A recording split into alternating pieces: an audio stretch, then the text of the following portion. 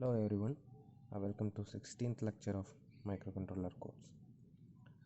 So in this lecture I'm going to explain about the basic interfacing and interrupts. So we know that interfacing concept in the earlier lecture uh, with respect to memory devices. So in this lecture I'm going to explain the interfacing with respect to IO devices. So interface is nothing but a communication path between the two components. Either this component might be a memory or IPARO devices. So interfacing with respect to the memory, RAM and ROM devices with 8051 we discussed in earlier lecture with the control pins. So in this lecture I'm going to concentrate on IO interfacing. So IO interfacing, that means IBARO devices, that is keyboard and display devices and analog to digital converters and digital to analog converters and some other devices. So these IO devices are specially has the latch and buffers. As we know that different parallel ports are exist in 8051. With respect to that parallel IO port, we are going to communicate these IO devices in microcontroller. So this is the black diagram of interfacing of 8051 microcontroller. So here we can observe that the microcontroller is communicated through three different buses, that is address bus, data bus and control bus. Address bus, it will carries the 16-bit address of IO ports or else memory also. So that is A0 to A7 and A8 to A15. So A0 to A7 is multiplexed with the data bus. So data bus which is carries only the data, that is D0 to D7, and control buses will carries the control signal like ALE, RD, read signal, write signal, ready signal. So these different control pins or control data will be transferred through the control buses. If you are connecting that to IO devices, it will communicate with IO devices, and also it can be communicated with the memory devices. This is the basic concept of interfacing. We'll discuss the IO devices later. So let's come back to interrupt basic concept. So what is an interrupt?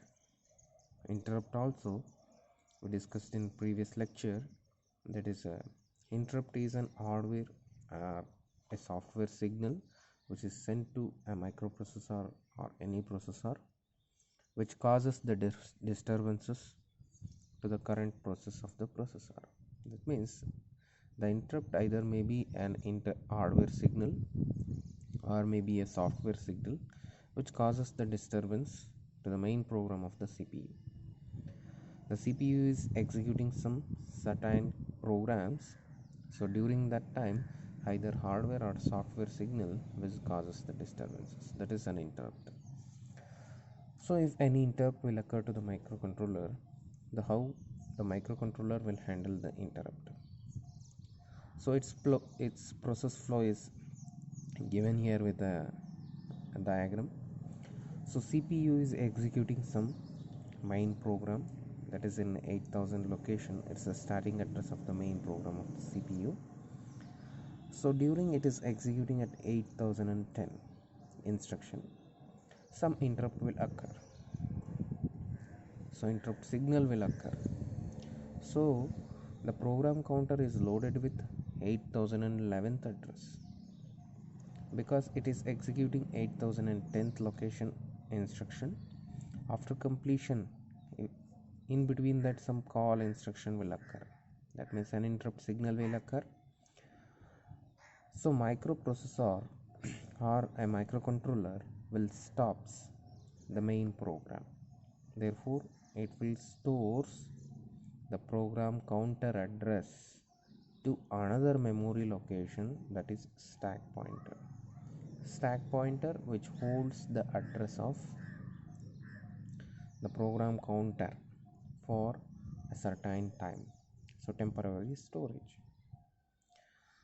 So in order to execute this, we need to use some instructions of push and pop instruction. So after that the program counter is become empty because this 8011th address will be stored in stack. Therefore the program counter is loaded with the interrupt address, that is interrupt program counter address, that is 4000 location. So this is an interrupt service routine. That means this is also a simple program, small sub program. That's why we call it as a subroutine. We may call this as a subroutine. So once the call instruction will disturbs the main program, it will loaded with the interrupt address in a program counter and execute this set of instruction. Once return will come in subroutine, it will go back to its initial position, that is main program, by popping the address of 8011 to the program counter. Okay, once the return instruction will come, the subroutine program will be completed. We understood that if return instruction will come in the subroutine, that means subroutine program was completed or this task is completed. Then it will return back to the 8011th location and it will continues its execution of the main program. Therefore we'll write it some words. If interrupt will occur in a microcontroller which suspends the main program and it passes the control to the interrupt service routine, that means the program counter will loaded with interrupt address 4000 and 4001 4011. So once 4011 will come, it will come back to the again 8011 location. It passes the control to the interrupt service routine. If interrupt service routine task is over, and return the control to the main program. So this is a basic concept of an interrupt. So we know that 8051 interrupt has 5 different pins or interrupts, that is external interrupt and internal interrupt we discussed. Same as hardware and software interrupts, we may call it as. Hardware interrupts are interrupt 0 and interrupt 1. So these two are the pins will generate the interrupt, that is 3.3, 3.5, 3.4, 3.5 pins will generate INT 0 and INT 1. Similarly software interrupts, that is timer interrupts, because we know that timers are internals exist in internal chip of 8051. So TF0, TF1 and serial port interrupt, we may call it as a software interrupt or internal interrupt. So timer flag 0 interrupt, timer flag 1 interrupt, and serial port interrupt, that is receiver interrupt and transmitter interrupt. These two are the common interrupt we can see in 8051 microcontroller. So let us see only the two concepts are there, that is timer interrupt programming in 8051 and external hardware interrupt programming using 8051. Only two interrupt we are going to discuss in this lecture with respect to 8051 C program. So we know that in timer 0 and timer 1 are the two 16-bit timers in 8051. So interrupt generated by this timer register bits, especially the timer flags TF0 and TF1.